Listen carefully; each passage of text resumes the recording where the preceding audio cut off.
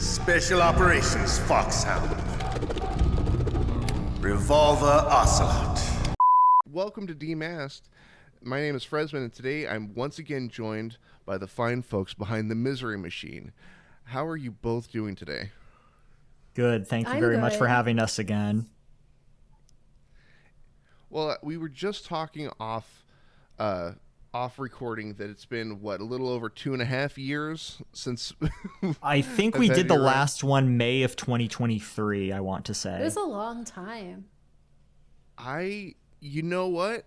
I think, if I recall correctly, I believe you guys are the last interview that I had in Oregon before I moved. Oh, wow. Yeah, so I was going to talk about that because I remember we did the interview and I watched it, and then you didn't release anything, I want to say, for 8 months, and I'm like, oh no, we killed the channel. our presence, we have killed it. No, it's so for those of you at home who may not know, and for the fine folks at the Misery Machine, I moved from Oregon to Texas, but I moved to a place and I'm not even exaggerating, in the middle of nowhere, absolute nowhere, to the point where I had no access to the internet unless it was through mobile hotspot, and even then that was spotty because I had to do some voodoo to have my phone in an exact position. Well, I got to ask what brought you there, if you don't mind sharing, because if I recall correctly, you said you were living in Portland. So going from a place like Portland to middle of nowhere, Texas, I imagine that's a huge change. It is, especially the place where we were living up until, I want to say, about a year and a half ago. We were living in an area that is nothing but farmland, and I'm talking the metric that I give is our house was on a piece of farming property that was so far away that it has a 2.5-mile trail to just the front gate. Wow. See, that sounds like a lot of places here in Maine, so you're in good company. Anyway, continue. So while it is a spectacular amount of freedom, personal freedom to roam around, I did a lot of gun shooting out in the middle of nowhere. But our main reason for coming down to Texas was education. Education's a little bit cheaper here than it is in Oregon. Like for college and stuff? Yeah. Oh, okay. I didn't know that. And the main plan, as it originally stands, was we were to move down here. My partner was to get their degree, and then after they graduate, we pack up our stuff and we head back up there. Okay. So I guess then what is your year plan? How many years do you plan to be there before you move back? The original plan was 1 year. Okay. Originally. But that has gone well and truly out the window. And it's looking like if the plan remains on track, last we've checked, it'll be early to mid 2027, which I don't mind it. It's not Oregon, but the people I've met here are fine. Yeah. So you're actually adjusting pretty well from the sounds of it. Not to the weather. Can't do it. Just too hot? Can't do it. Yeah, it's hot and humid at the same time. Yep. And Oregon has a dry heat, which I would much rather prefer. The second we got here in, I believe, July, and I literally stepped out of the U-Haul and my shirt just kind of vacuum formed to my torso. Oh man. Oh, that sounds like when we were in Malaysia. That's exactly what I was thinking. The heat and humidity. Stepped out. Yeah, no, I'm surprised. I'm not surprised to hear that it's hot and humid. I was surprised to hear that Oregon had a dry heat. It is because you're fairly close to sea level, if I recall, right? I believe so, but where I was in the Willamette Valley, Okay, yeah, I'm familiar with it. which if anybody within the range of my voice gets the chance, go visit. It's a beautiful place. Yeah, I've been to Portland once. I lived in Seattle for 13 months, and kind of to tie in the whole, oh, we're just gonna be here for a short period of time and move back. I always said I was gonna move back to Seattle because I just love the weather there. And it's been 10 years. Yeah, now I'm on 10 years back in Maine, so moving's hard, and moving, you can have the best laid plans, and they don't always come through, but. I do hope you get to go back to Oregon because you're from there originally, right? Yes, Yeah. I'm a native Oregonian.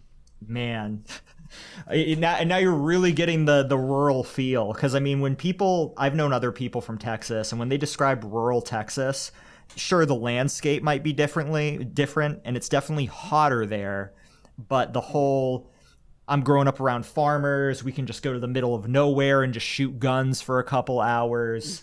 That's very much a Maine thing too.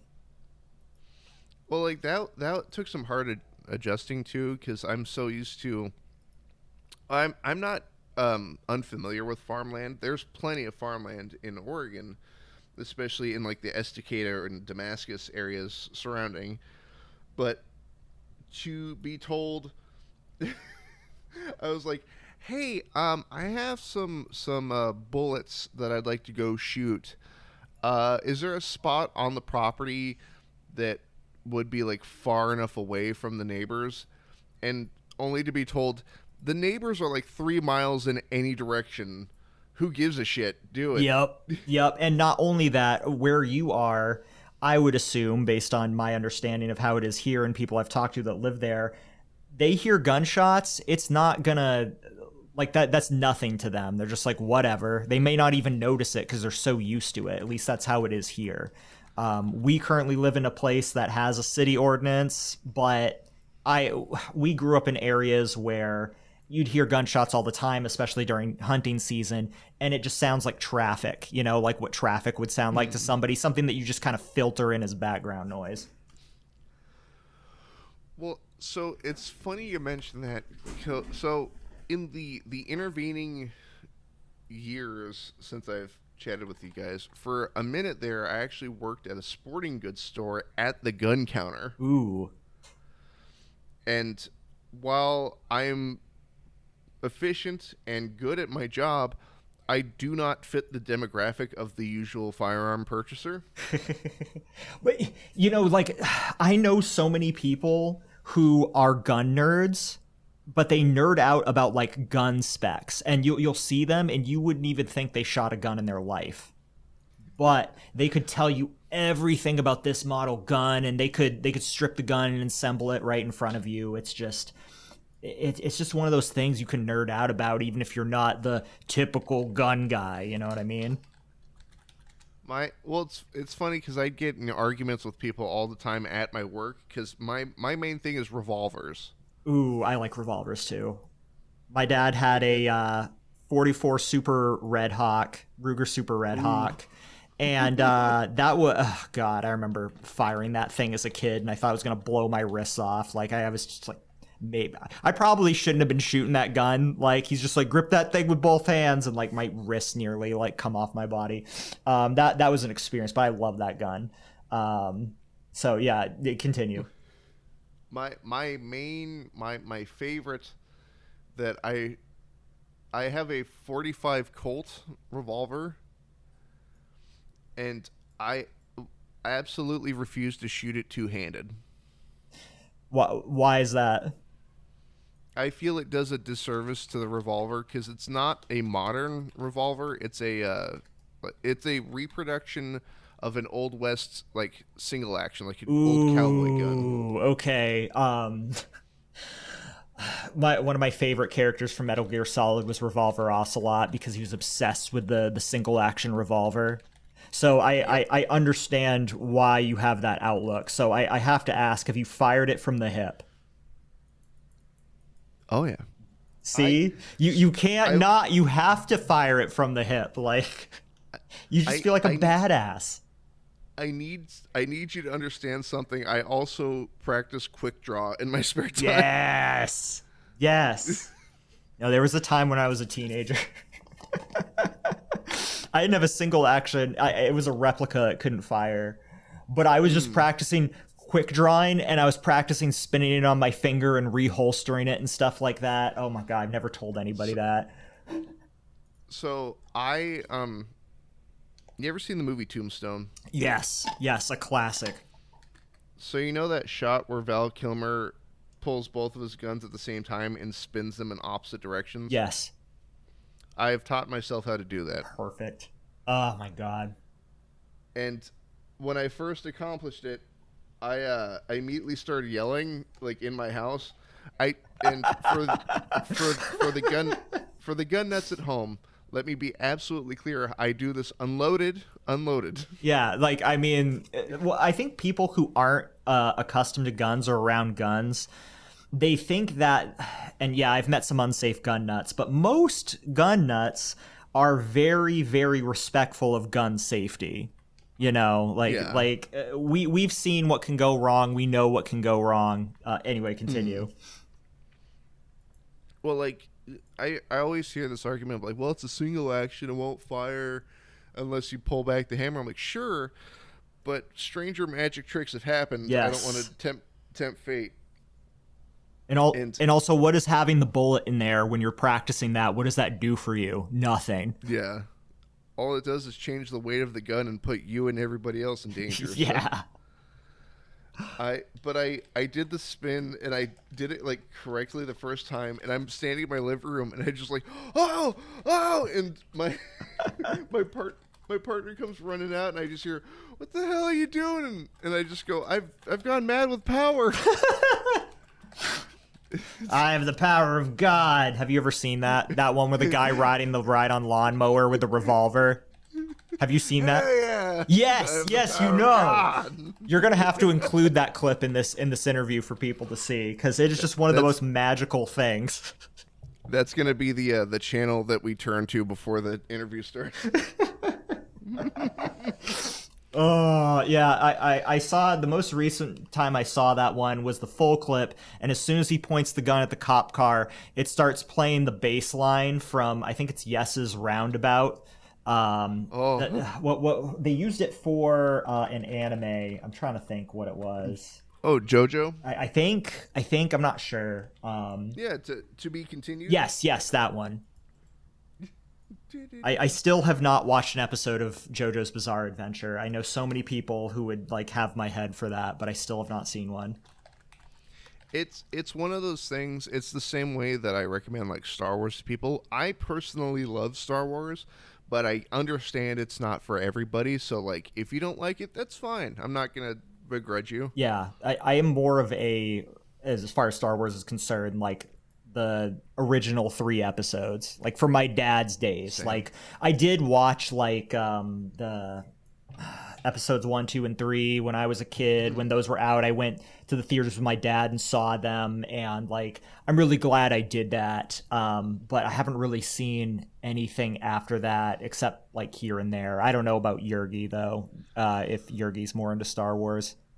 I used to be. I followed them all the way through. But like lately, like after COVID, I stopped going to the movies as much to see new things, and I haven't really followed Star Wars after they started putting a lot of stuff on Disney Plus. So that's kind of a big thing too, because like for me, Star Wars wasn't something I'd watch at home. Same thing with Lord of the Rings. Like we're going to the theaters to see it. Like it was like an outing, and now we did watch it at home. We did. Yeah. I'm just saying, like for me and my family, and like our rituals, like we treat this as a theater. We see this in the theaters only, and now that the theaters aren't really things people do anymore, especially around here, I think that's why I've kind of gotten away from it. So I recently went to that 20-year anniversary of Revenge of the Sith. Oh, okay. I didn't even know they did that. They did a 20-year anniversary thing, and I have a lot of times I have trouble coming to terms with for the party people at home, and I guess for you for the both of you, I'm closing in on 30. I have 8 Good years sir, on you. I'm 42 this year. You're okay. And well, no, like, but it's hard seeing the things that I grew up with being like, oh, it's considered retro now. I'm like, Yes. shut Yeah, up.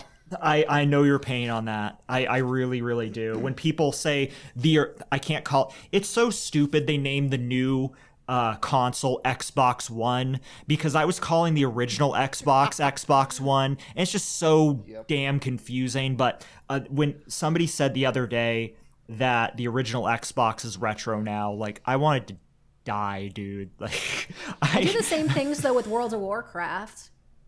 I mean, yeah, Yurgi played World of Warcraft since almost the very beginning, and now that's technically retro. And it's like all these children are in like the classic servers and like, get out of here. Get off my porch. Yeah. And especially when they're acting like it's something not brand new, but they're like, wow, this is how it used to be. Like, get the hell out of here. I know. This isn't field trip day. This isn't look like through the looking glass. Like, you're not looking through a time capsule here. I mean, I guess in some ways you are, but I mean, still, like, we can still enjoy this to this day. Like, most games, especially MMOs that, like, I never got into World of Warcraft until very recently. We played classic hardcore, because by the time WoW came out, I was already burned the hell on MMOs. I had played EverQuest. Conquer Online was probably my biggest one in Survival Project. Grawl Online, probably my favorite MMO, and probably nobody's going to know what I'm talking about, but it was, well, they'll know what I'm going to compare it to. Legend of Zelda Link to the Past. It was online Legend of Zelda Link to the Past on a 1,000 cat player server. And back then there was no Wikipedia. And the programmers had all of these quests, like, oh, do you want to go get the hook shot? You can go and do this quest, but you can only find out about it through reading lore in the game and talking to other players, and people would lie to you, and there was rumors and stuff like that. That sounds like, fantastic, actually. I loved that so much, and you couldn't do that nowadays because everything... You know, for better or for worse, I'd say overall it's a net positive that information is so more easily accessible now, but it hurts things like I just described. But that was my favorite MMO gaming experience. Well, like, so I recently that's untrue. Right before I moved, I think right after talking to you guys the last time on this show, I got a tattoo. I got a Half-Life tattoo on my forearm. Nice. And you can see it in the update video if you feel so inclined, party people at home, and also Drewby and Yurgi. But it's a big old, just a regular Half-Life symbol, and I'm currently in the place that we are now is a college town. The problem with that is nobody knows what Half-Life is here. So let me see. I remember I was still a kid. I was getting game magazines, and Half-Life was so hyped. And so I was really big into Quake 2, and then Doom before that. I'm very much dating myself right now. But Quake 2 was my favorite FPS. It still is. And so, like, next gen and ultra game players were hyping Half-Life, and so I had to get it. I got it at release. I know that. And I was just even the simple aspect, 1998, God, so I was 11 years old playing Half-Life, and I remember crowbarring somebody. Just I don't know why, because like I've chainsawed people in Doom and stuff like that, but just the act of crowbarring somebody was the first, like, oh my God. And the fact that there was like a story built in, there's a dialogue, I'm not just running and blowing things up the entire time. That was, oh, I love that game so much. Well, I think it's because the crowbar has like a better tactile feel to it. Oh, yeah. Because not only does it look like it hurts, but it sounds like it too. That like thud whenever you make contact with a person. Yeah, it's that sick name. Like they did the sound effects really well. So like crowbarring somebody, and yeah, you're gonna be crowbarring aliens most of the time, but everybody like ends up taking it to the scientists. You're lying to me if you've never done it at least once, and just the sound that game was ahead of its time. Just a wonderful, wonderful game in so many regards. But it sucked because the last boss for my version was bugged at the very end. So you get to it and it doesn't spawn. So you're just in that like outer space planet area and the boss just doesn't spawn. And I'm just like, what am I doing wrong? And I found out that a lot of copies like had that. And I didn't have internet at the time, so I couldn't get it patched either. So I never actually finished the first Half-Life. So real quick, veering back into the 20-year anniversary thing in Star Wars, I went and saw it with a buddy of mine, and it, for some reason, the whole thing didn't occur to me that it was a 20-year anniversary while we were like planning to go see it, on the way to go see it. It only hit me in the theater about halfway through the movie. It's like, I'm old. Well, like, I'm sitting there like, oh, man, I remember seeing this in the theater when it first came out in 2005. Oh, my God. It's a very tough pill to swallow. I especially think it's harder because, people talk about how we in the arts and culture, there's kind of like been decay or decline, however you want to describe it. There's people more well versed in this that could talk about this better than me. But the ultimate point is that like the 80s had things that defined it, the 90s had things that defined it, the 2000s had things that defined it, and then you get into the 2010s and it's like meh. And now we're mostly doing reboots and things like that and remasters, and nothing feels like there was a big pivot shift except in, I guess, technology. So the 90s for me feels like 15 years ago. And I assume for you it kind of feels like, oh, this thing that I saw when I was a kid feels closer than it really was. Yeah, okay.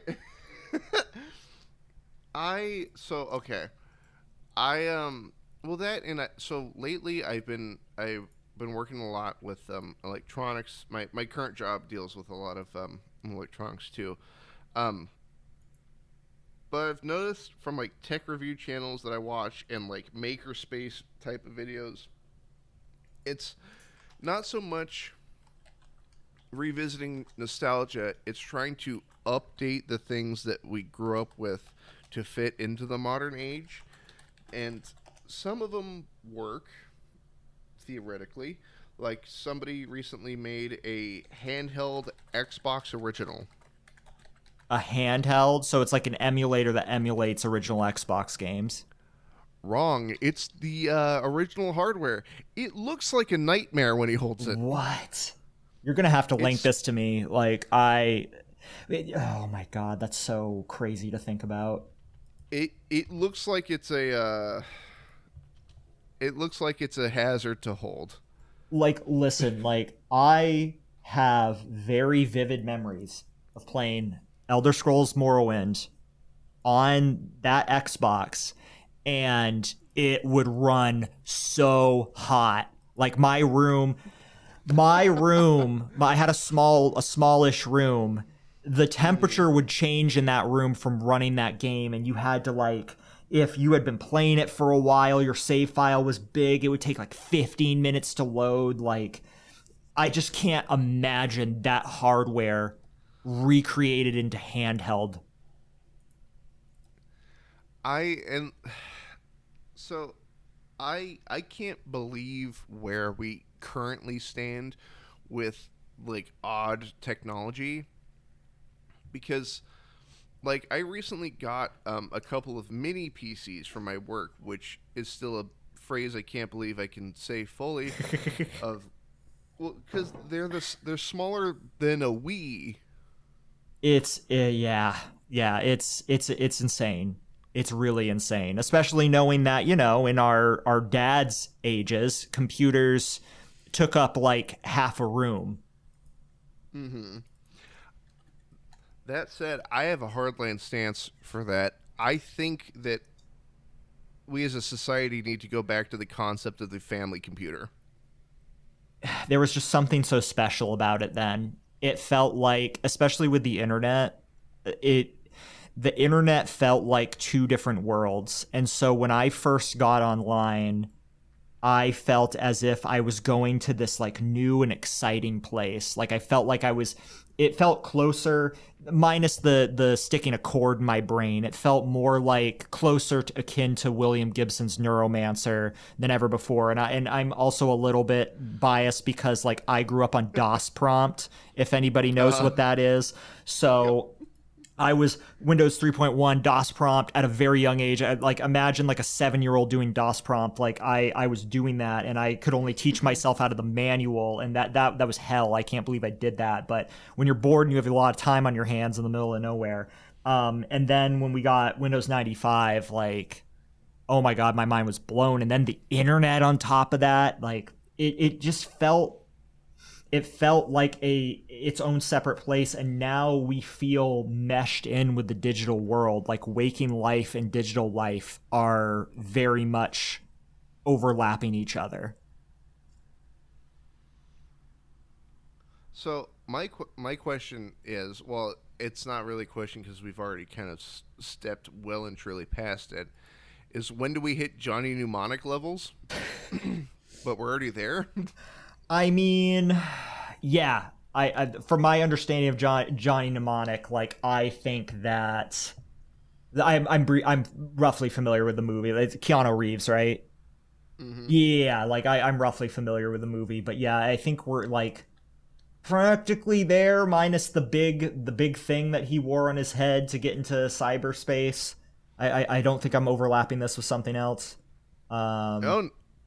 I mean, we got VR headsets and haptic feedback gloves. It's true. But I think that if you asked somebody in the 90s what you thought those things would do, they would think it would take you to this whole new virtual world where I guess that by definition is still true, but you are entering like the first VR thing that I ever did other than Nintendo's Virtual Boy as a kid. Oh my God. The first truly VR thing I ever did was play that Resident Evil game that was first released just for VR. So these are contained environments. And yes, I know there's VR chat and stuff like that. I've never used a VR headset for VR chat. And just having a VR headset on for a little bit really screwed with my equilibrium. So I played it for like 7 minutes and I was just like, here, I'm just going to watch you play this on the TV. Go nuts. And that was more enjoyable for me. But, you know, to your point, we are there. For me, I don't know why I can't play it standing up. Because you'll just fall over, or it's weird because I don't lean and I don't like walk around. For some reason, my knees just kick out from under me. Interesting. Okay. Yeah, but like sitting down, totally fine. I just think like these things, they just screw with our balance and equilibrium. I mean, I don't know the science behind this, but that would just be my layman's assumption based on like my experience with it. Jurgi, have you ever done a VR anything? Okay, so my problem with VR, I've never like done one at someone's house, like an Oculus or anything of that nature. And the reason being is, like, I don't know if you're familiar, but do you know those rides? They're all over like the Disneyland parks and like Busch Gardens where you sit in like this theater, but everything's moving around you on the screen. Oh, yeah. Yeah, so like that, or like Omni Theater in Boston. Like I am very hesitant to do any sort of VR anything because those things make me so sick. Yeah, like Jurgi can't even play FPS because it gets her motion sick. I can't even let other people drive. Like I have to drive everywhere. Huh. Yeah. What? I mean, you mentioned World of Warcraft. Is there anything else that you play, Jurgi? Not really. Like I play some Among Us. I play a lot of like point and click adventure type games with Drewby. Like we do that together. I got her into old Sierra adventure games and yeah. stuff like that. Like I've mostly just been playing Blizzard type games for like the last 20 years or so. Like I like things like that. And even in WoW, there's stuff that I can't use. Like if I play a troll and I'm like riding a raptor, that gets me sick. So yeah, Because of the way the camera bounces when you're riding the raptor mount, right? yeah. And then there was something they did last expansion that really messed up the directionals. I figured out how to fix it, but like yeah, like anything where you have to use your mouse or something to move your head at the same time, cannot do it. Like I've returned so many awesome games because of this. Yeah. Yeah, so anything like if we're going through a first person adventure, there was one I really wanted to play with Yergi, but we just couldn't do it because it'll affect her, and she's tried, but it'll just affect her within like 10 minutes. Yeah, we got to need like a special screen and everything for my computer. Yeah, it was just weird. I found so my partner also gets severely motion sick as well. But it's usually when stuff is like uneven, and more specifically when things are passing by very fast, like trains.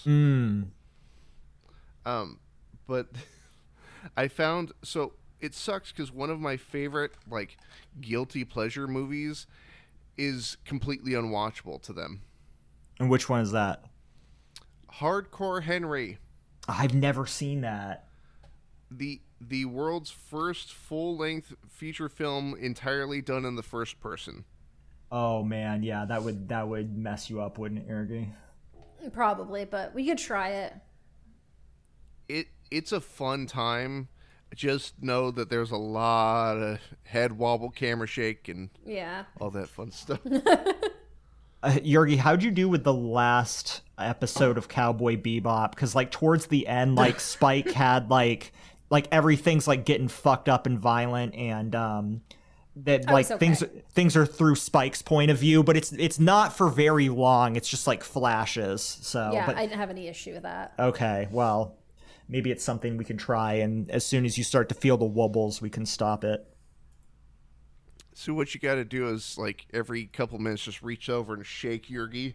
Yeah, Check. Adjust her to the situation. No, it's okay. You're on a roller coaster. It's an immersive experience. Which surprisingly, she does fine with roller coasters. Yeah. Probably better than me, actually. Like I tend to like I was more motion sick as a child, but mostly now it's just like, okay, as long as I'm not in the back seat for a long period of time and I don't look at my phone in the back seat or read. I can look at my phone in the front seat, oddly enough. But yeah, other than that, but roller coasters for whatever reason just screw with my balance. I don't know what it is.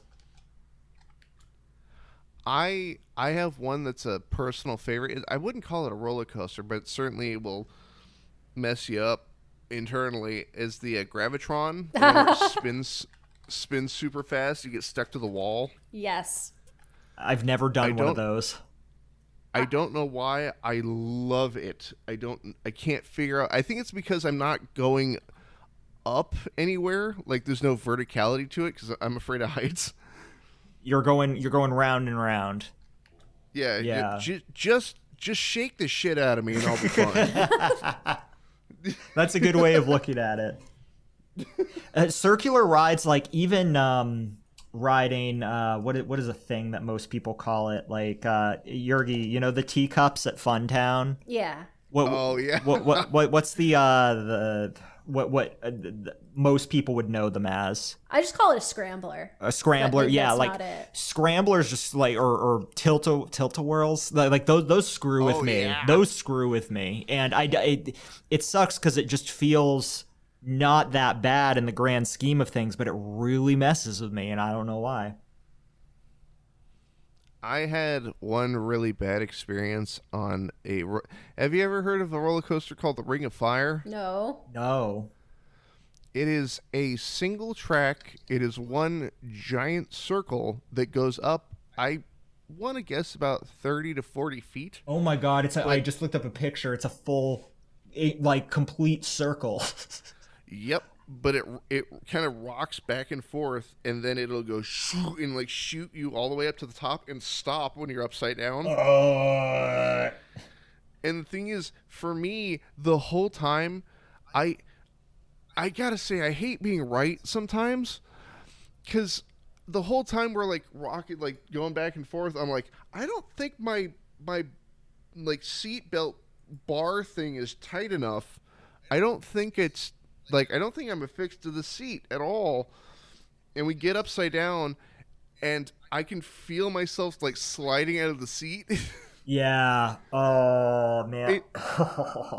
And thankfully I'm next to like a support pole for the inside of the ride, and so I'm death gripping that, and I'm pretty sure I'm just holding myself upside down like a gymnast. That would screw with me so much. I mean, even like, this is obviously a far lesser extent, but if you've ever done the swinging pirate ship and decide to sit in the very back, and there's not much, at least the ones I've been in, there's not much in the way of stuff holding you in, and so you go all the way back and you're coming out of your seat. I'm just like, how have people not flown out of these?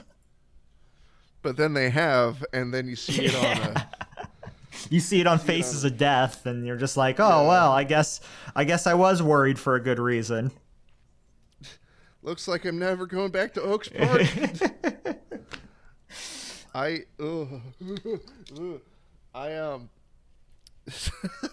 So pivoting here, I know we're about 40 minutes in right now, and we've yet to actually cover the channel. We talked about the more important stuff first.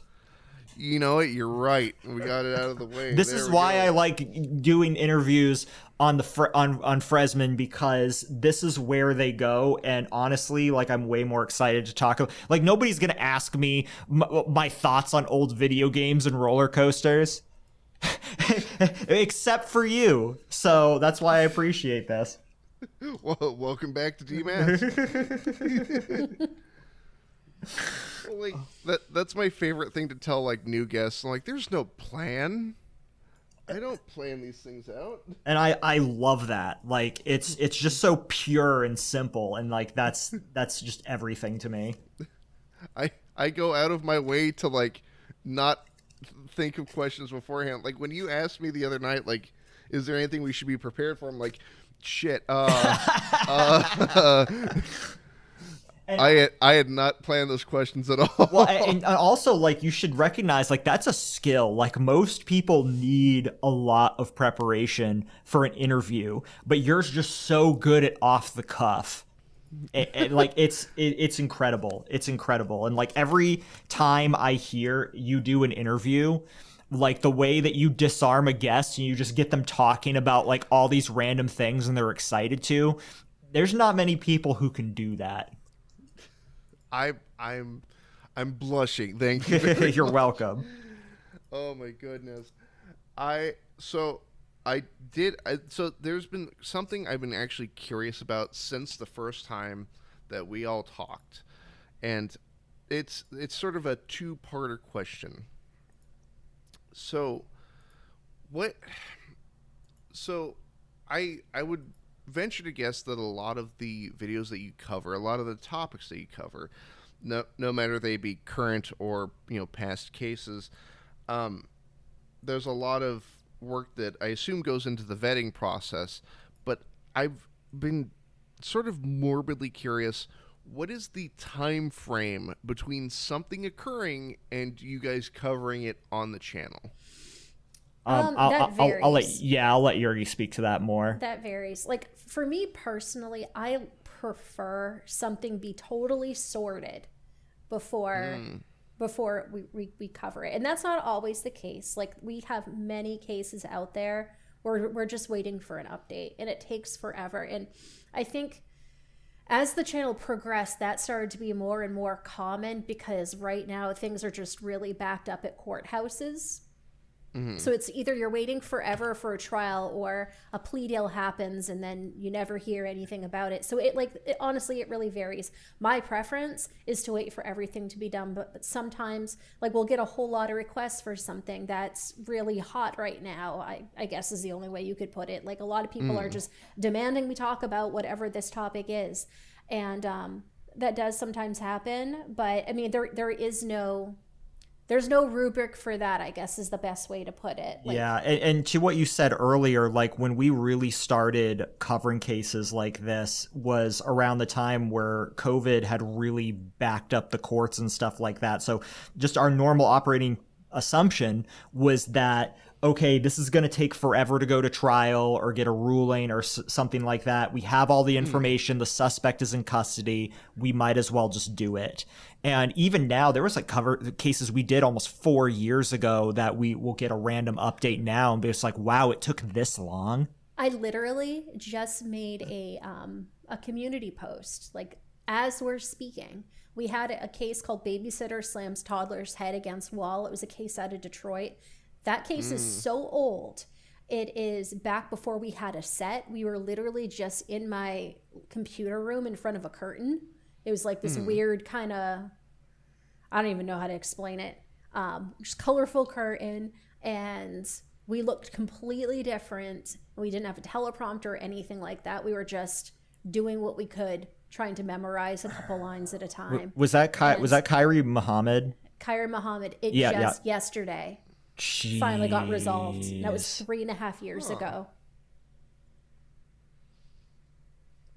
Yeah, so I don't think we completely answer the question. There was like another piece that I was going to give to completely like fill it in. Sorry, sometimes I get like off topic when I'm trying to like explain. Yeah, feel free to ask any clarifying questions. Yeah. No, you're good. Well, no, because I've been curious. Like, I'm trying to think about it in like the simplest terms. Say like, person murdered, guy caught, jail, sentenced, all that. So, how long? Like, I know some of them's like some of the cases are like live updates, like you just covered just a second ago. But for cases that are solved, like they found the guy, they found the body, they know who did it, the guy's in jail and or has been executed. How long do you guys sort of wait on those, or do you sort of cover them as you find them? Yeah, go ahead. For me, it's a cover it as you find it. I don't know about Drewby. And like in a perfect world, everything would already be done. But even those types of cases have nuance that's like kind of weird. Like for them to be like done and like over, we run into a situation where the person has to plead guilty. If they don't, then they're running into that same situation, playing around with the legal system. Yeah, or they're going through like a lot of people's defenses will delay proceedings, waive their right to a speedy trial, and just try to get more time. Or there's going to be multiple appeals and stuff like that. But like in a perfect world, there's people who run their YouTube channels. What's trending? What's hot right now? Let's just cover that because that's what everybody wants. And there's nothing wrong with that. I mean, that's how the news works. But in a perfect world, we like to be that channel that gives you the capstone on it. Like, here's everything you need to know. And it's unlikely anything else is going to come out after that. If you want the complete beginning to end, here you go. That's what we prefer to do in the grand scheme of things. Now, obviously, we can't always do that, but that is our preference. So, like, pardon me. So, like, the ideal case would be like, I hesitate to use the term the classics, but the ones that are consistently referred to throughout history, like your Dahmers, your Bundys, that sort of thing, where it's the evidence has already been found, the person's already been jailed, and not only that, but the perpetrator of the crime is dead and gone. Like, there's nothing new coming out of this. Yeah, I mean, if you want to say, like, ideal in terms of information, that's definitely a thing. But, I mean, with that said, this is why we hesitate to cover those cases, because so many people have done it. When we covered Dahmer, when we did our one Dahmer video, it was because we talked to somebody from Milwaukee who was from the area who was connected to the same scenes as Jeffrey Dahmer was, and knew people who might have had interactions with him, and he was able to give us insight to how that affected the gay scene in Milwaukee at the time, because Dahmer preyed on mostly gay men. So I was like, there's not enough information on this. Here's something new we could add to the narrative. So that's when we did something like that. We would like to, cover something that brings something to light that maybe others missed, or we're covering a case where not a whole lot of people are covering, because as we've learned growing up here in Lewiston, when we had, because as we mentioned on the last podcast, like Yergi and I worked at a call center where 2 murders took place, and finding out that, like, hey, sometimes brutal murders with a whole lot of like crazy stuff happening, they don't get national attention. And now that we've been doing this, and we've had victims' families reach out, or people be like, hey, I'm in the area, and the only thing our local news covered on this was like 2 paragraphs. I realize that a lot of cases fall through the cracks, and for people who want coverage, that is something I'd like to offer an avenue for. Now, I know, if I recall, I'm trying to remember the name of it. It was the an anniversary of a recent event, or not a recent event, but from a few years ago, that I believe I was speaking to Yergi about while it was occurring.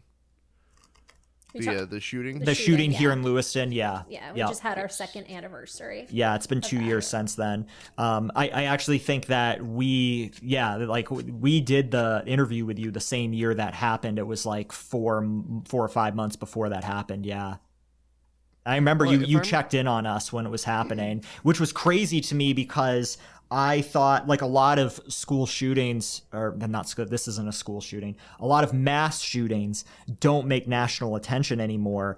And within 8 hours, we had friends in Australia reaching out to us, checking on us. So I was so shocked that made not just national, but international news. Yeah, it was well before that, because like that night and stuff like that, Beck, who lives in Australia, it was within like a couple hours, like, of it happening. Yeah. She was messaging us.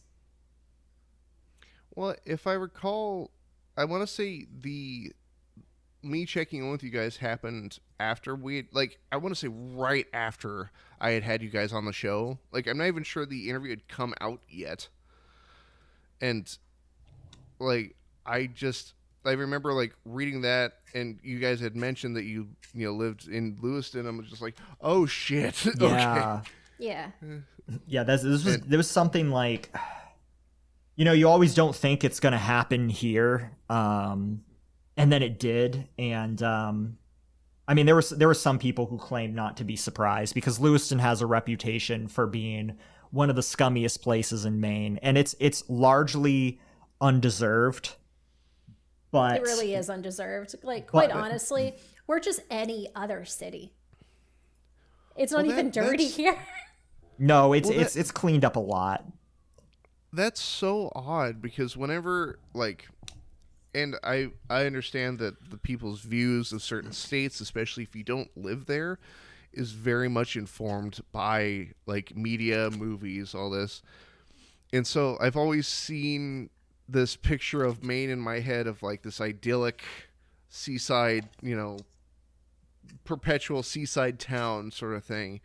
And the concept of like, oh, somebody's hurting somebody else is like almost unfathomable. Yes, and the state of Maine hates that image of it being screwed with. To the point where like we had an attorney general refuse outside help from the FBI, and I think we talked about this last time, and documentary teams that wanted to come in and like help give resources and solve our missing persons cases, but our then attorney general, who is now governor, didn't want this to hit national attention for one reason or another. Like, Maine's biggest moneymaker is tourism. If Maine does not seem like the safe place, like that is screwed with massively. And I think that when the shooting happened, a lot of people were like, well, what do I really understand what this place is? And even if you like, so for example, I think I shared this story last time. I was working in a place called Calais, Maine, and it's about 3.5, 4 hours from here.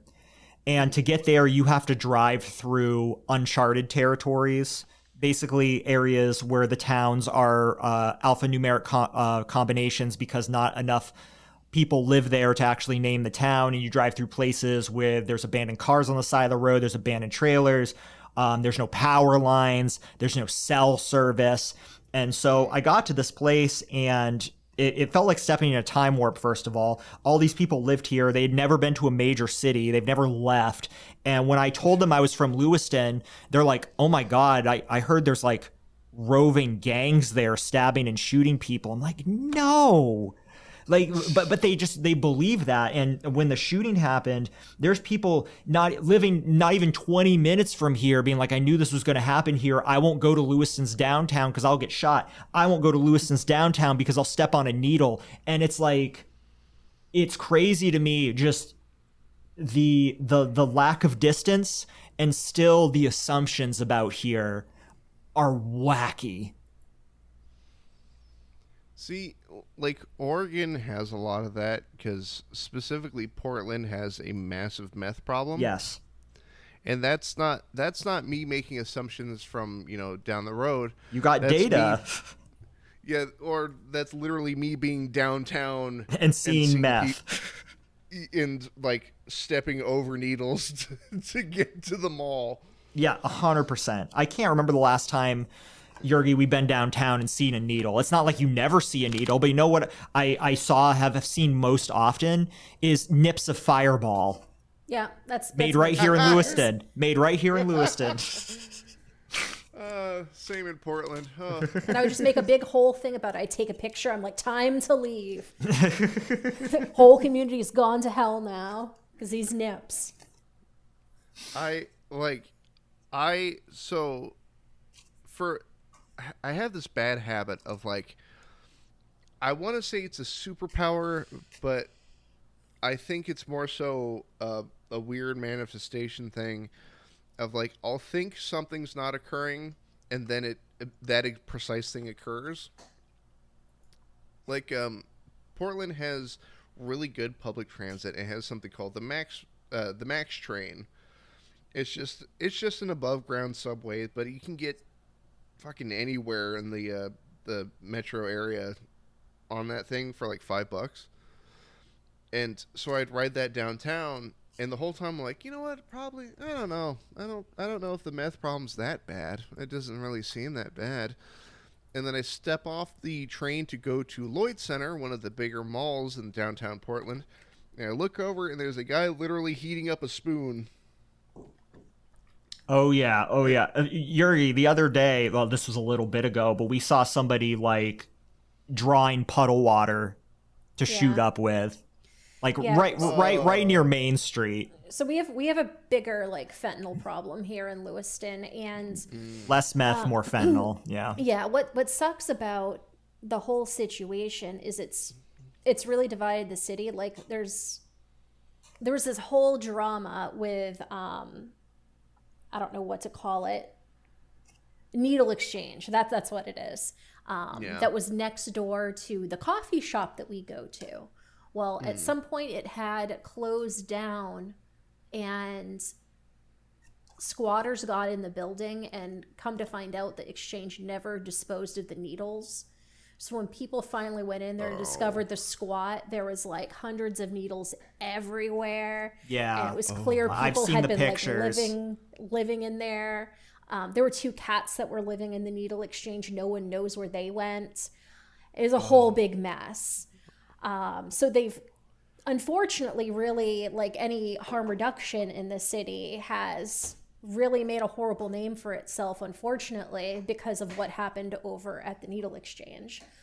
And it wasn't very well organized. They dubbed themselves the Church of Safe Injection, mainly so that they could get away with like doing what they were doing because there was this constant threat of getting arrested because it wasn't legal. The guy who founded it, he OD'd and died. The girl who picked up the mantle, she OD'd and died. And then the third person like caused this whole situation to happen. So unfortunately, like it's just a big mess. We see it a lot because we constantly go downtown to this one coffee place, but we've never been pricked with a needle. You know, we've never been harassed by nobody's even come up and asked us for money. No. So, you know, like, and the problem with the fallout of the needle exchange we had here is that the fentanyl problem is, in a lot of people's minds, tied into the homeless problem we have here. So when people think of one, they think of the other. So when resources are offered for the homeless, like we have so many, Maine gets very cold in the winter, so a lot of people freeze to death in the winter. So warming centers, I think, are a good thing, but people are hesitant to embrace these warming centers. And they don't really say it like this. Well, some of them do, but they think that, oh, we're just helping people addicted to drugs. They're just going to like use fentanyl. And it's just like, not everyone that's homeless is addicted to drugs. And at the end of the day, do you really want people to just freeze to death when people in the private sector are offering their own space, their own real estate that they're paying for as a warming center? You know what I mean? Yeah, for example, one of the sites that got shot up inside of the whatchamacallit, the mass shooting schmaggies, the pool hall, that reopened as a warming center that winter. It's never reopened as the pool hall ever again. So yeah, it shut down immediately after that. Yeah, so they went in there, they had, you know, whomever that comes in to clean, patch up the bullet holes, and it immediately became like a warming center over the winter.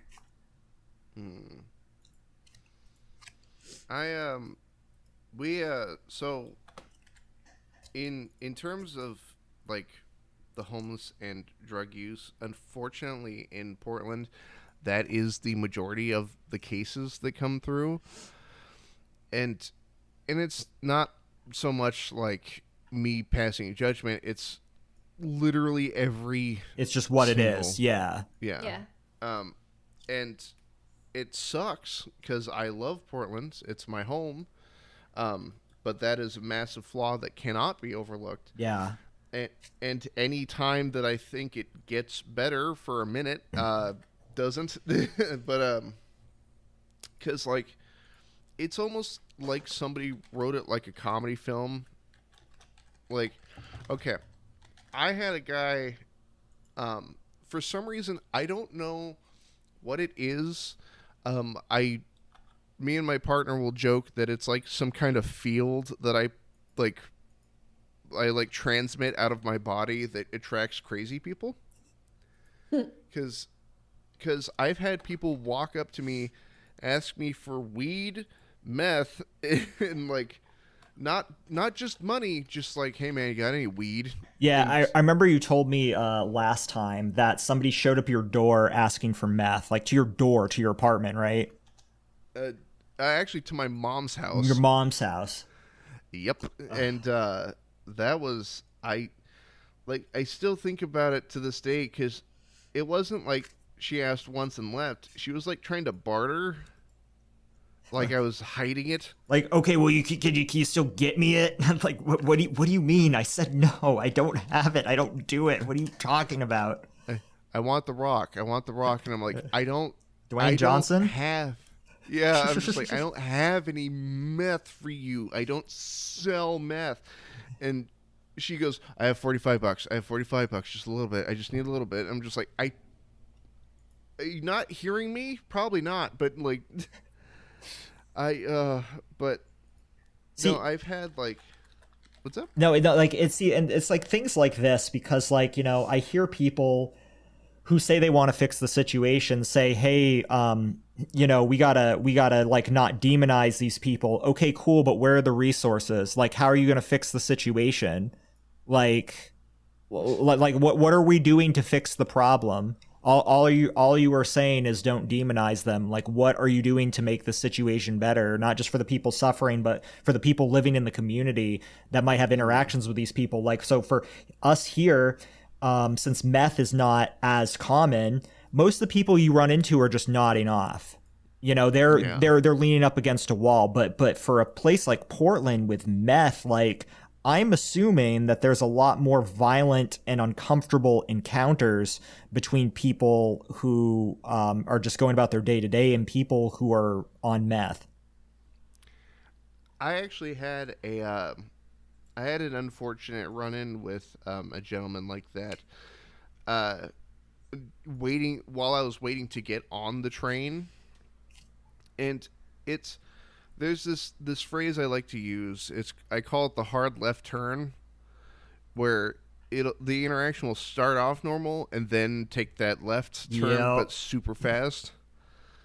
And the thing is, I was on his side for like just a minute, because he comes up. It's this gentleman who's older, missing most of his teeth, wearing sunglasses with a backpack, and he's like angry, he's yelling, and he's almost like in tears, and he's like, "It's unfair, man. Why call me a fucking bum, man? I'm not a bum. I'm trying really hard. You know, what they gotta call me a bum for?" And he's asking me, and for a second there, I'm on his side. I'm like, "Yeah, you know what? That is unfair. That's really rude for somebody to do." And he goes, "Yeah, that fucking," and then throws the hardest N word. Oh God. Oh, I've had situations like that. It's like, oh, you seem like a reasonable person, and then all of a sudden, like, bunch of racial slurs. You seem like a nice person, not like, and then they just go off into left field, like full-chested racism, and it's like, oh my God, oh, this is not how I thought this was gonna go. And the problem is, I also dealt with that while working at that sporting goods store at the gun counter. But the thing is, the topic wasn't ever brought up. They would just throw it out there like a fucking frisbee, because I would be but no, he threw that out, and I've learned through my time working at the unfortunate hellhole that is Walmart that just nod and like half agree, not like, yes, I fully agree, just like, yeah, sure, yeah. Yep, and go along your way before he turns on you. Yep. Oh man. And so I just did that. He's just throwing out N-words. I'm like, yep, uh-huh, yep, no. So, oh, look, the train. Obviously, like, it sounds like you want to be back in Oregon, but it's like, does the state of things in that regard give you pause about going back, or like, oh, maybe I would live kind of outside of Portland or something like that, and not like in the city? So it doesn't give me pause because I know how to interact with that type of person, that subsection of person. It's the folks here that are, while not as drug fueled, but more politically motivated, that I don't know how to deal with that one. Yeah, no, it's hard because, like, everybody requires you to state your opinion and state it confidently, and to be fully educated on certain topics when you know damn well they are not fully educated on those certain topics. They just take some bits and pieces here and there and just hodgepodge it together. I was talking about this with somebody the other day about how, like, I know people now who are making, and this isn't particular to like left or right or anything, I see it on both sides, where people are 5 posts a week, something really divisively political, and I'm like, are you really making this your whole personality? This is all you post about, like. And even then, that's got to be a miserable existence, because that means that person just sits at home with their arms folded and just like, oh, the damn liberals. Yeah, exactly. Or it's just like, look, I am not going to sit here and be so like ivory tower and ignorant and be like there are not causes that aren't worth fighting for. Of course there are. Of course there's change that needs to be made. Like, but there's these oh my god, there's these people that are just like in the politics section of some news site constantly, and all they're doing is just they're traumatizing themselves over and over again. They're riling themselves up, and like I talk to so many people that are so paranoid, like, and obviously like a reasonable degree of skepticism and fear. You know, America's in a very strange time right now. I mean, ever since COVID, things have gotten so hard for the average person to just make ends meet, and like housing prices are ridiculous. Obviously we know there's problems, there's serious problems, but there's people that are so paranoid to the point where they're just driving themselves crazy. I'm like, that cannot be a productive way to live. Well, that, and it reaches this weird apex where any news becomes like the confirmation bias, but towards your own opinions, becomes so strong that any news, even if it is telling you the precise opposite thing of which you believe, can then be twisted into like, see, they're against us. Somebody said this the other day that, you know, American schools need a sociology class, not because to teach one way or the other about sociological leanings, because I think a lot of people believe that the study of sociology is largely a left-leaning thing. But their point was that we need sociology because we as Americans need to understand mass data analysis. And sociology is very good at teaching that, because you're going to be, once you're voting age, put in a situation where you have to make voting decisions, but you're not qualified to be able to interpret data properly, depending on like what the issue is you're voting on.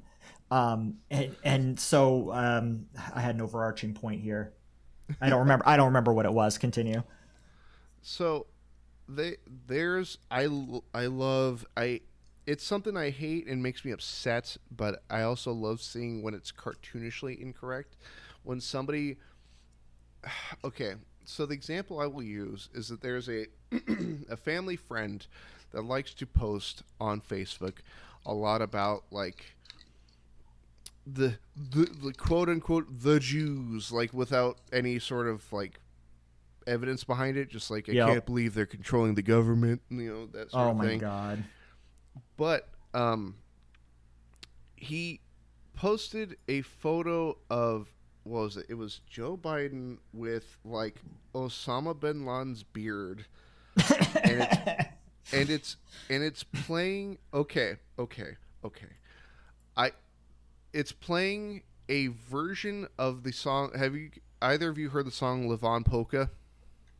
Maybe if you were to play it for me, I would have heard it. Has it been used for like memes and stuff like that?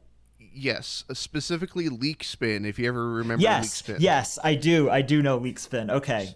So, the version of that song was done on like drums by a guy sitting on a bench in like Florida. But it sounds vaguely Middle Eastern because it's coming from this guy. And so it's posted with that song, and it's like, oh, look, it's, you know, fucking traitorous Joe Biden. I'm like, you guys realize that song's Polish, right? Like, that the song's from Poland. See, just a little 5-6 minute, not even, just like a little bit of research goes a long way. A long way. And you know what? The one thing I wanted to say is, like, you know, we've talked to victims' families who have lost a child to murder, and they have every reason in the world to just be absolutely melted down and in just shattered, just not functioning. And yet I have met some of the most determined people, like with such serious resolve. So I see these people that are just like freaking out about this and that political thing, like, and I'm just like, you are acting like I just, it blows me away to see, you know, some like a person from a victim's family, they will be so driven to like, okay, we got to get justice for this child. We're going to push for this legislature so that way nothing happens again. They're very goal directed. They're driven, and that's so inspiring to see, and I love giving a platform to that.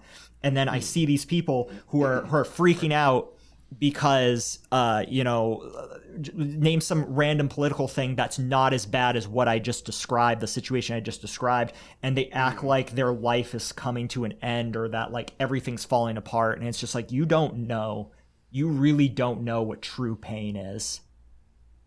Well, that and the people, I don't understand the anger over like the slightest inconvenience. And the thing is, a lot of these inconveniences, or perceived inconveniences, aren't new. They're things that have been steadfast and present for well over, say, a decade. Yep.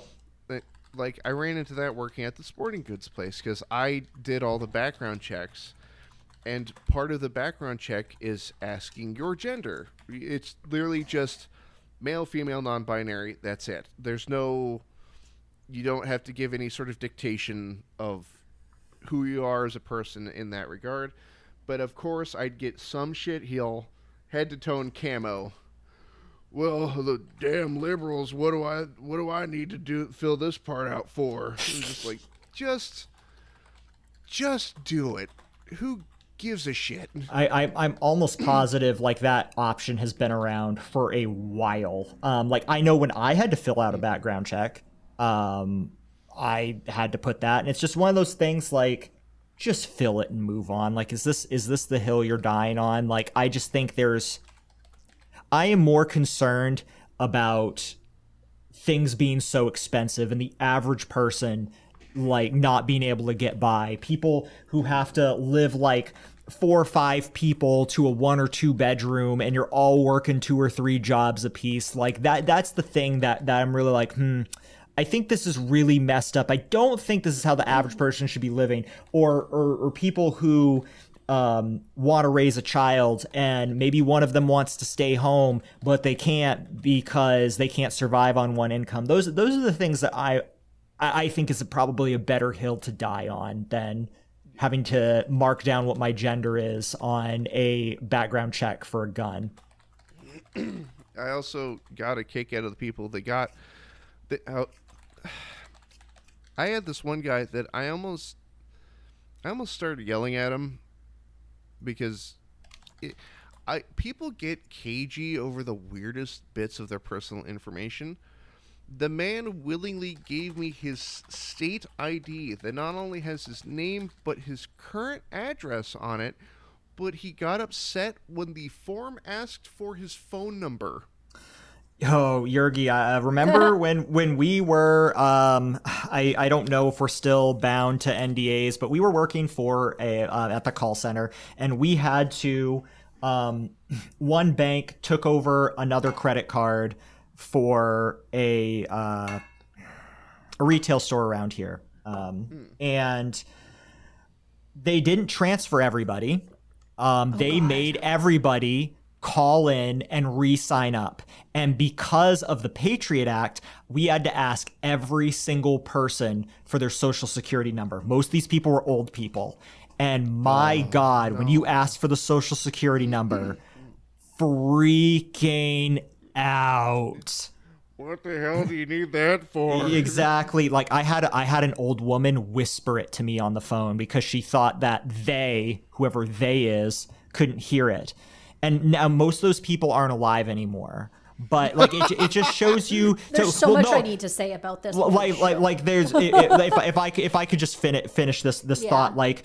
When I say most of those people aren't alive anymore, I don't say that in jest. I just say that to say different generations seem to have stress like what information is okay and what isn't. Like now you ask like a millennial, especially a younger millennial, for their social security number, they'll rattle it off. Like we know it's everywhere.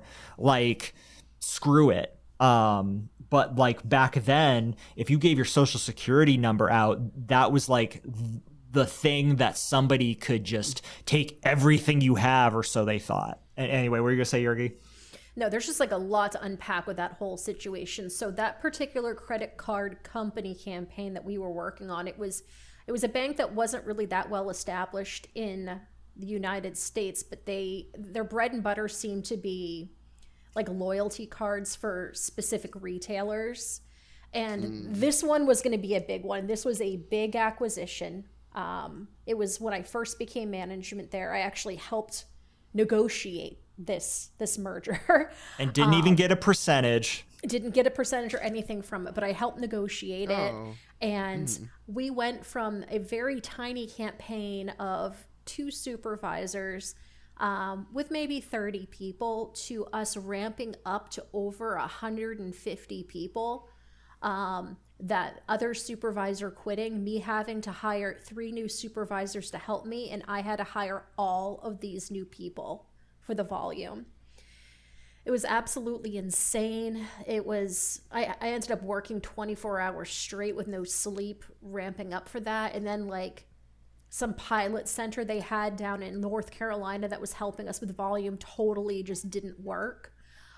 It was insane. And on top of what Drewby said of none of these people being alive anymore, like half of the employees we worked with in that campaign aren't even alive anymore. Yeah. For whatever reason, that campaign was something of a bit of an elephant graveyard. They had like all sorts of retirees working at this place, and they just congregated in this one particular campaign. I remember on any given day, like half my team would have called out because they all had some sort of medical accommodation. It was really, really quite something. And oh God, I could talk about the call center all day long. One of the more hilarious calls I had that's of this same vein, it was a supervisor call. Someone got butt hurt and wanted to talk to me. So I just pretended I was dumb the whole time.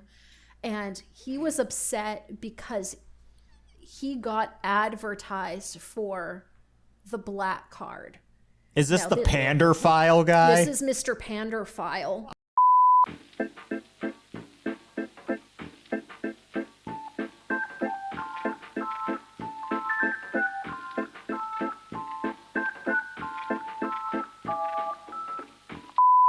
It was so bad. And he's like, do you have a Pander File? I'm like, a what, sir? I don't know what that is. It was just like the ways in which people spent their evenings calling to get upset. Just wild. I just got a mailing from you, and I want to know what your return address is so I can send your shit back to you at your expense. Yeah, yep. I remember that. When I worked at that sporting goods store, I had customers bring up like conspiracy stuff, but like out of the blue. But what was even weirder is, so I'm, especially when it comes to stuff I just don't want to discuss with strangers, I can play spectacularly dumb. like I am uninformed about the most basic thing. Sure. Okay. So when how do I word it? Without putting a specific name to it, one of my coworkers is a supporter. Okay. Yeah. I know what you're saying. Yep. So when a certain event occurred the first time, from a rooftop onto I understand. YouTube is very sensitive about this, so I know what you're getting at. Yes. I should mention I'm not monetized. It's just I don't Yeah, but there's oh my god, there's so many weird stuff. Like AI has been pulling down channels wrongly lately. Like even you just say certain trigger words, like even non-monetized channels are getting yanked over like stupid things, especially if it's something very divisive and recent. Like I just wouldn't want to put that on your channel. That said, I like not in terms of the political spectrum, but in terms of terminology that has changed on YouTube, I refuse to use unalive or sewer slide.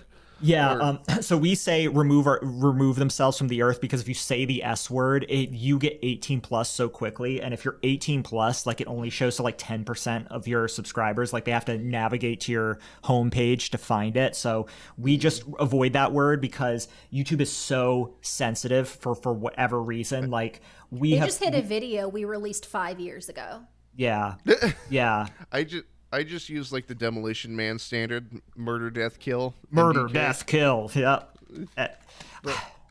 But I had a coworker who was a supporter, and right when that occurred,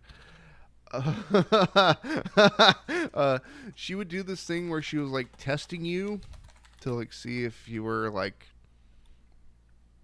with it. Yeah, you know? yeah. Like, are you in on it? Are you feeling it? Are you approving of this? Are you or are you horrified by it? You know, yeah. I know exactly what you're talking about.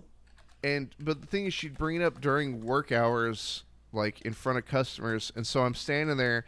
You go, hey, how's your day going? She goes, good. Did you hear what happened in the news yesterday? And my brain immediately flashed to every article I read and every news story, and I'm like, no, I have no idea. Why? What happened? and the thing, it got worse because like a couple days later, she comes up to me with a photo on her phone, and she shows me a photo on her phone. She goes, hey, I'm going to this protest. I need to know which of these shirt designs looks good. And without saying what it's for, the shirt said bullets over ballots. Well, I will say bullets are a whole lot more fun to fire than ballots are. True. But I'm sitting there looking at this shirt, and I so badly wanted to start laughing, but I just like, what's it for? What's this for? That's crazy. I like the color scheme on that one. Oh like, my goodness. What does that mean? And then she walked away, and my buddy, my good friend who worked back there with me, I turned to him, I'm like, what the fuck was that? My God. And the thing is, he leaned in because he's been working there longer than I had at that point. And he just goes, she's trying to feel you out for like what side you're leaning for. Like it's a whole thing. Yeah. She goes, I don't get why she's doing that. And I'm like, okay, I'll just pretend to not know what the hell is going on. Like, there was when that happened, and for those listening, I'm sure a lot of people like, I don't want to hear about this political talk. I get it. There's so many people, like we will try to focus just on the facts at hand. Now, sometimes you have to talk about, okay, this senator did this governor did this, and sometimes those political figures are conservative or they're liberal, and then people will assign a lot of assumptions based on that. And the fact that we even name some of these, people are like, oh, I know you guys are conservatives, I know you guys are liberals, people cannot say, like people will just come to the channel and project whatever their political opponent is onto us because of something we say. Yeah, exactly. So like we get accused of both sides, and it's our duty to focus on the facts at hand. And I will tell you that both sides of the aisle, especially when it comes to getting justice for victims, massively screw up. So but anyways, like I just think that nowadays when you talk about like politics, people will just like take whatever you say and wrench it in the other direction. And there's also people who are so fatigued by this. But the one thing I will say to like your story that you just said is that when that event happened, I talked to a surprising number of people, and they're not even political YouTubers, getting messages saying you're next. Oh. Yeah. So, my God. thankfully that's died down, you know, Yeah. but like, I think that,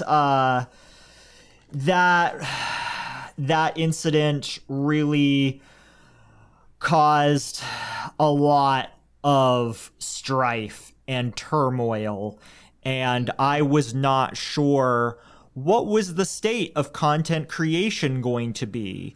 Was this event going to happen again? And if so, what type of figure was it going to be? Is there going to be somebody out there who is just nuts and thinks a content creator is some sort of cult leader or whatever, just some random psychopathic, like, there's a word for this, delusion, and just seeing that event and thinking, I could do that. You know, I think that Right. was that fear was real to a lot of content creators, even people who aren't in the political spectrum of content creation. And I think that a lot of people weren't realizing that. Thankfully, I think that the state of the country isn't as tumultuous as that it was during that event. I was worried there was going to be a lot of copycats or revenge stuff or stuff like that, and thankfully that hasn't happened, and hopefully will never happen. But that was I had to add that little tidbit in there because that's woof. You know what I mean? That was a frightening time for a number of reasons. It's so, like, normally I don't speak about political things on the show at all, but it's just so weird out there.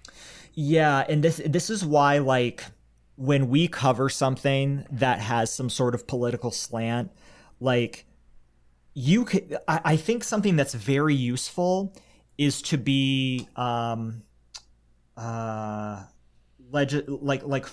on and this is why these victims' families inspire me. They are very focused on a piece of legislature that they know can directly impact change. And I think that if people think more in that direction, you can be more goal-oriented in getting things done in terms of activism, compared to overwhelming yourself and feeling like there's nothing you can do. There are things that can be done. There is change that can be made, but you have to focus on it. When you just think of or talk about politics in the general sense, it's very hard to make meaningful difference in that regard. Well, that, and it, like, what's the word I'm looking for? The joke I like to use, which is, I don't know why people get mad at simple arguments. Like I could introduce a simple concept, and then somebody somewhere will get mad about it. Sure, and, like, I'm sure there's countless examples of that, but it depends on, like, is there something about that simple argument that triggers something in someone's mind that's like a preconceived bias or some sort of pain point they have? Like, and this is why people are like, oh, you're a bunch of liberals or you're a bunch of conservatives. It's because I said something or Yergi said something that had nothing to do with some political leaning, but they had an experience that Or ties in. Another example of that is just like, I have to be very careful what I say. Like, folks don't understand that I'm not giving an opinion. I don't know these people at all. Like, I'm just sharing information. We did a case the other day where there was a guy, he was in a cult, and he was practicing his own version of this, like, Afro-Caribbean, like, religion.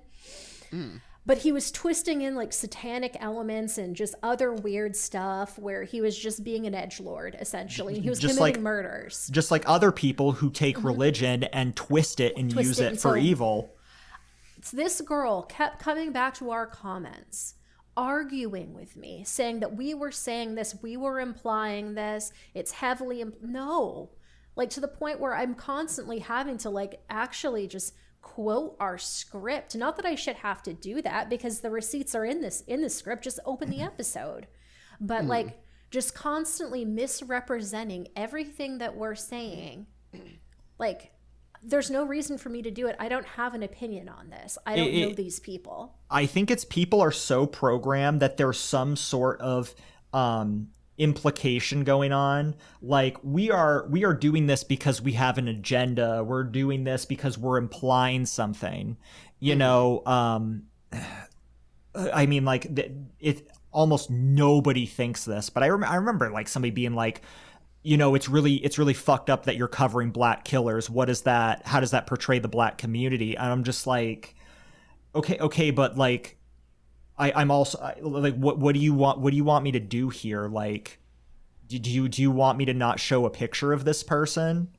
Like, am I only allowed to cover white killers? Like, where's the line? Because then when here? you do that, they're all like, "What do little black children not matter to you?" Like, yeah, exactly. Like that's so exactly what happens. should I not cover black victims either? What about for the families asking?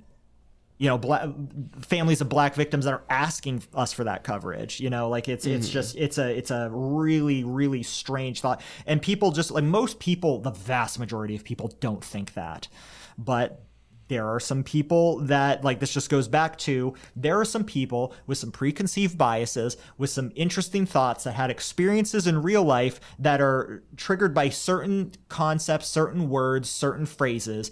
And if we say this and we're just reporting the facts, it's all we're trying to do. We very rarely give opinions, especially on politics, almost never on politics. And people will think, hey, something's being dog whistled here. And the part that I'm sympathetic to is that, yeah, there's a lot of people out there who do things like that report for an agenda. But our agenda is just bringing these stories to light, especially the ones that aren't often being told. Well, the thing that irks me to no end is when people try to read meaning into stuff that's just not there. Yeah.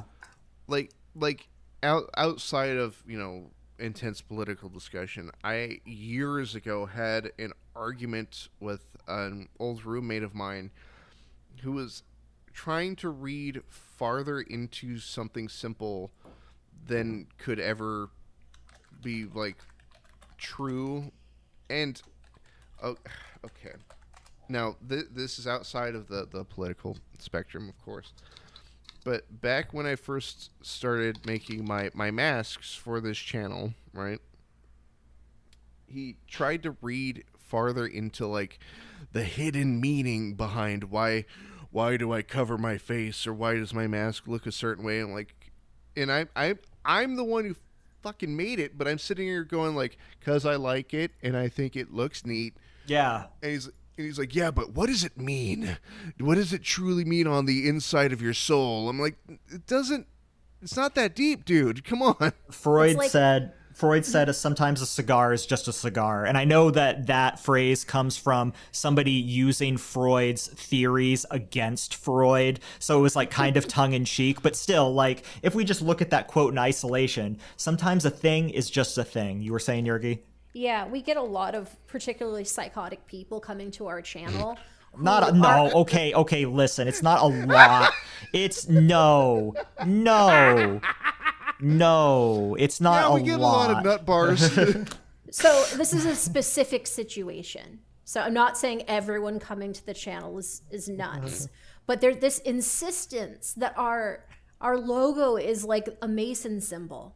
It's just so weird to me. That's still not a lot, but yes, there's been a surprising number of people who think that we are Freemasons because of our logo. It's like, no, like, I used to play shows with a guy in a band who does really good abstract art, And I hit him up. I was like, hey, what do you got for this? And he came up with a incredible logo. And we've been rocking that logo ever since.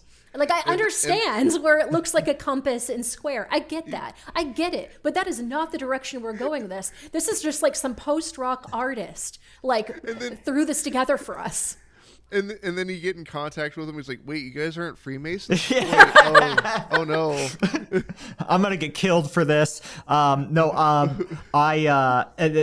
time during a thumbnail, I had my hand over my face, and it was enough over my eye that people thought I was signaling something, because apparently, like, the one eye is a Mason symbol, I guess, or something like that, or some sort of, like, secret society. You do the one eye thing, and I could not, like, it was like 25 comments being like, I knew you guys are plants. I'm just like, what are you talking about, dude?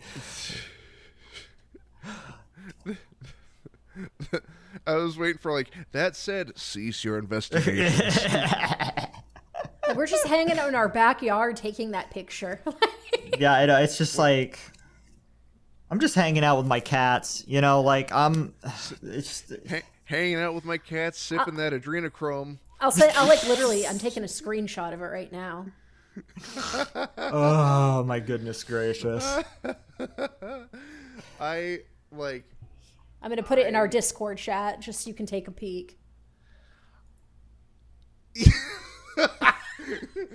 Oh, you're fucking kidding me. I had somebody a couple years ago, like, try to dissect the name Fresman. Oh my goodness. It was like, what does it mean? Does it stand for something? Nope. Hi, nice to meet you. I'm Fresman. That's it. The double Z stands for ZZ Top. Yeah. That's just what you tell them. If you rearrange it, it becomes the Star of David. Oh, God. Have fun with that, conspiracy theorists.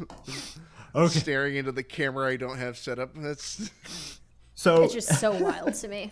I do have to ask, do you think you will ever, so like, oh, I know what I wanted to say. So yeah, the whole, like, why do you cover your face? When we originally started, we didn't have video. We didn't like, you could find our faces if you Googled it, but most people are like, why aren't you showing your faces? Show your face. What's wrong? Why aren't you showing your face? That's creepy, bro. That's weird. Why aren't you? And so when we finally got a camera and we started recording and getting on camera, it definitely helped our views, but then you had people who were like, I don't know why you're showing your faces. Like, that's weird. That's creepy. That's like, you're full of yourselves because you're getting on camera talking about this. I'm like, I can't win, can I? Oh, yeah. I bet you they argue over who gets more screen time. Actually, no, I make it so I don't have to be on screen half the time because I don't like to. Like, it was easier not being on camera. Like, I like, editing video sucks. Like, I would just rather edit audio. I can do that.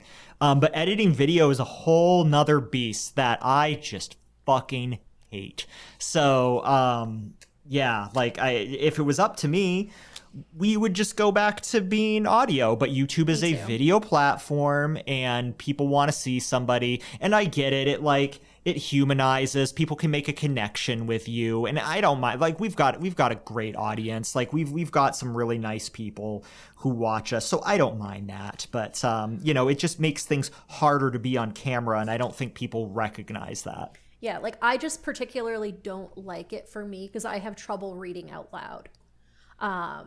So the act of us actually recording an episode, it's just it's a huge, like, pain for me to even, like, do that. Yuri's better off the cuff, without a script prepared and stuff like that. And people are like, well, why are you scripted? That's fucked up. Well, like, a script, when you're trying to make sure, because we didn't used to be scripted, and what we found is that after we're done recording, we're like, oh no, we forgot to mention this thing and this thing. It's just when you're trying to give somebody, because we go through, like, so much stuff, and it can be hard to gather all the information and sift through all the noise, but we try to package it in a way where it's beginning to end. Here's everything you need to know. the best way to do that is just to script it. Now, sometimes we'll do afterthought segments, and those are off the cuff, and I think Yergi shines with those, and those are fun to do, honestly. But I still have trouble because I and us. That was one of the big things as well into getting me to not do that, was to become scripted. Yeah, but I you can train ums and ahs and likes out of people. I still kind of struggle with that, but it's just being mentally conscious about it. I think a lot of people, they or like because they want to pause, and so you just pause and you become comfortable with the pause. But well, personally being not faceless but a masked person on the internet, while I didn't think about it at the time when I first made my first ever mask, pardon me, I do believe that there is what's the word I'm looking for? A positive psychological influence to wearing a mask on the internet. Not for me, but for my guests. a positive psychological, like, so in what types of way would you say it's positive? So in my theory, my standing theory is that the sheer fact that my face is not present, whether it be on, like, say, my little Discord icon, or if I were to be on camera with you right now, I'd be wearing a mask. The fact that you can't see any of the micro movements of my face, like my eyebrows raising, my eyes squinting, my mouth frowning, anything like that, leads to the people that I speak to, either on this show or just casually, to open up more. Because it's a face that isn't judging, because it's technically not even a face. That's fair. But also when we do these, it's audio only. So I mean, that I can't even see your mask right now.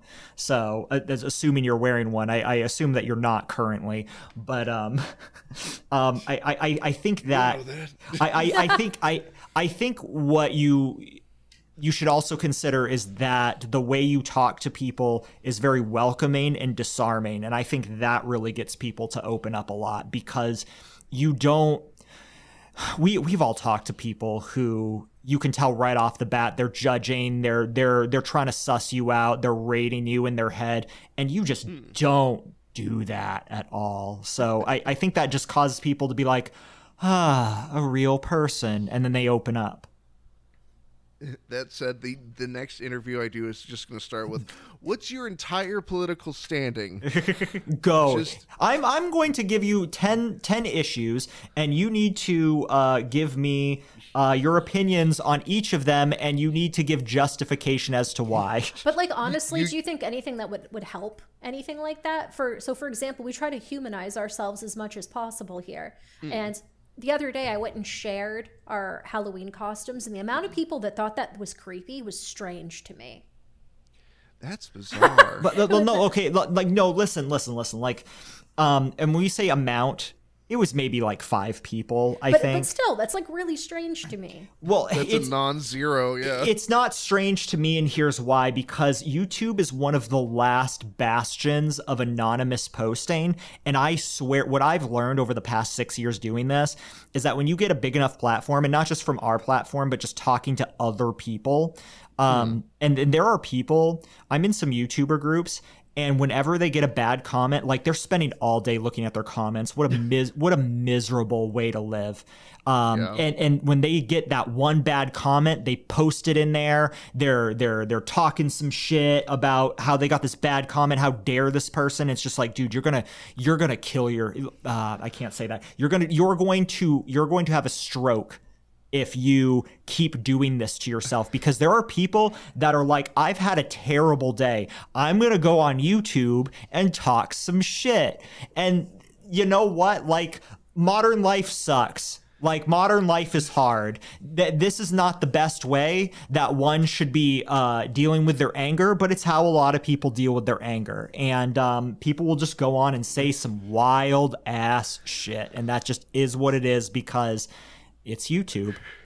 That said, stay tuned for my 3-hour dissertation on on why the Misery Machine are a bunch of jerks. Here's my 3-hour PowerPoint presentation. I'm getting you guys canceled. I mean, go for it. Like, I mean, at this point, it's just wild to me that I think where it upsets me is just like a lot of people don't see you as a human being, and that's weird to me. Yeah. Okay. So it's interesting. Like, people think that content creators aren't people. That they don't.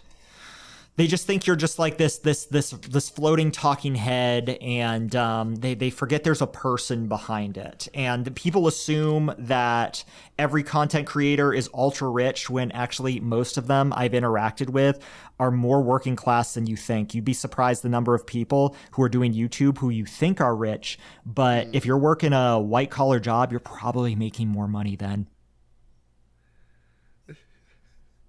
I have this image in my head of like, they don't think there's a regular person back there, but my immediate like gut reaction was like, well, I mean, I'm a cursed mask on the internet, so like. Did you ever play? Did you ever play Splatterhouse for the Genesis? You know, it's funny you say that. It's funny you say that because I've been wanting to. There's a website that sells fiberglass masks that I actually bought my most recent mask from. If you watch the update video, that mask is made out of fiberglass. Here, I'll get a picture to you guys while I speak. They actually sell Rick's mask, the Terror mask from the most recent Xbox 360 Splatterhouse. Oh, that's wonderful. And I'm very heavily considering turning it into me. Well, like when I was first introduced to your channel, that was like the first thing I saw, because like so for the first Splatterhouse was an arcade-only release. It was ported to the TurboGrafx 16, and when they brought that version to America, they were very worried they were going to get a copyright lawsuit from Friday the 13th because the Terror mask was so similar to Jason's masks. So if you look at the American version of the TurboGrafx 16 port of Splatterhouse 1, Rick's mask is red, kind of like the one you have in your Discord icon. So like that was like the first thing I thought of. Here's a photo of the most recent con I went to. I love that. Like, and I like, so fucking also apparently my mask is very popular with kids. Weirdly really enough. And it wasn't like, oh, that guy's scary. I saw this little kid. It was so flattering because it wasn't. They ran up and talked to me. They like grabbed their dad by the shirt and they're like, "I want that guy's mask." Kids love masks. Like, masks aren't that, like, sure, maybe if you're in a dark alley, a kid's gonna be scared of your mask, but generally, like, kids love masks. They love dressing up. They think that stuff is cool. Well, the thing is, this was at a horror convention. This photo, and I'll put up editor Fresman later on, please. But no, like, I wasn't doing anything, like, the whole, I hesitate to say character because I don't act any different. I'm just in a mask, or am a mask, and so I'm just wandering around looking at stuff in a mask. I'm not jumping at people. I'm not acting spooky. I'm just hanging out. You just are, and like you're just the same person with the mask off and the mask on, and I don't know, that's kind of refreshing. Well, that and what the deal I made with myself, and I plan to do for every convention I do going onward, is I put the mask on in the car. I do not take it off until I leave. I love that. I love that you're like, so you're committed to that, like to the mask, like being the front and center visage. There's not going to be a face reveal or anything like that. It's just like, this is me. This is Fresman. Oh yeah, there is no face reveal ever that's ever going to happen on this channel. Fair enough. I refuse. I think that's the death of, like, good design. Well, I think that a lot of people it can make sense for, but I don't think for you, especially like how everything is built around the mask. Like I just think that doing a face reveal would just be a disservice to everything that you've built. Well, it's funny because I've planned for the future too, because I plan to. I guess the wording would be I plan to be Fresman until I am old and gray. But the plan is to sort of like Doctor Who it, like pass it down. Pass it down to the next Fresman. I love that. I love that. But the idea is don't introduce the new person. Just act like they've been there the whole time. Yes. That's wonderful. I hope you get to do that one day. I hope you get to do that. That's wonderful. Although I have told my partner, like, look, if we ever have kids, I'm going to do like that 90s movie thing and act like it's some great shame that I'm hiding. Every time you show the kid, they have a mini mask on them. Or like it's a giant mask covering their entire body and you just see the hand sticking through one of the eye holes. Well, no, like the image I have is like something like the Spider Chronicles, like have like a mannequin with my mask on it up in like my attic or something, and then my kid just happens to go up there and finds it. Oh, and then they put it on, and then they become it. Kind of like Rick in the Terror Mask. He puts it back on, and he becomes that thing. Or okay. Have you played the Xbox 360 version of that I haven't. I've only played 1, 2, and 3, the originals. So you need to, because that game, while it's not the best, the Terror Mask is voiced by Jim Cummings. What? Oh my god. And it is so fucking cool. That's so crazy. And the thing is, like, it's so, like, some of the wording he uses is terrifying. Let's just say I'm God. You're God. At least the only God that's listening right now. It's just nuts to me that Jim Cummings was the voice for Winnie the Pooh, and he's done all of these other things. Like, he's such a good voice actor. Well, that and in Splatterhouse, he's cussing up a storm, and it's so weird hearing it because he sounds kind of like Pete from the Goofy movies. Okay, in the very least, I'm going to watch a long play of this. I absolutely will. At the very least, it's something I rewatch once in a while because it's sort of the same way my mask functions. Watch the intro. I like how we started with like real nerdy stuff. Then we got to like the boring stuff, our process, politics, stuff nobody cares about. Now we're ending on nerdy stuff again. I appreciate that. All right. God, it has been 2 hours. Yeah, it hasn't has been 2 hours. So no. Unfortunately, we have to get going. But I'm so sorry. You know what? Let's wrap this up. So I've asked this, I believe, the last time. I will ask it again. Do you have a video on your guys' channel that you're particularly proud of? So it goes in, there's like different eras of the Misery Machine where I'm just like, I'm proud of this, I'm proud of this, I'm proud of this. I think within the last year, it might be the Sarah Cherry video. Yorgi, what do you think? That's exactly what I was going to say, actually. I'm like I'm the most jazzed about that one because I think when we were doing it, first off, we went on location for an intro. We haven't done that in a long time, like a really, really long time. So I liked that. But also, like, when a lot of people cover Sarah's story, they don't go for the angle that we went. And I think it's an angle that really needs to be discussed and observed and examined. So that one for me, I was most proud of. Gotcha. Yeah. So we'll give you that link afterwards for sure.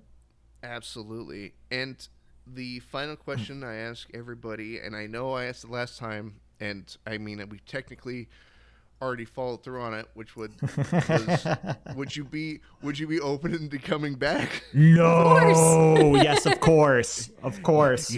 You only get 2. That's all you get. Everybody gets one. Tell him, Peter. Everybody gets one. Spider-Man. No, yes. Thank you, Spider-Man. We're going to be the first third timers I assume you haven't had any There you third timers go. yet. You know what? I think I've had one, but I think it's based on that Technicality you mentioned before we got on. Yeah. But I think it's just the one. But I would more than be open to having you guys on a third time. Absolutely. I love it. I kind of love just these hangout type of things. I do too. Like, it's nice because, yeah, we do get to talk about what we do, but we also get to be Drewby and Yergi, the people, the real people. The stuff we can't like show about ourselves on the show, and it's just so nice to just let it all out and just let your guard down. So let's make this sooner than another 2 years, huh? But by the time I move back to Oregon, Oh, I'm sure we'll have tons of stories by then. Like, just so much crazy happens in our worlds. Yes. oh yeah. Well, hey, thank you again, Drewby and Yergi, for coming back on. This has been an absolute blast. Yes, thank you for I've having loved us. this. Always. Thank you for having us, and thank you for giving us a platform for us as weird, quirky people. I appreciate that. And party people at home, if you haven't already, please go check out the Misery Machine. Like, holy shit, come on, man. But with that, party people at home, links to not only the aforementioned video, but the overall channel for Misery Machine will be in the description below. Please go check them out. But with that, this has been Demasked. My name is Fresman, and I'll see all of you next time.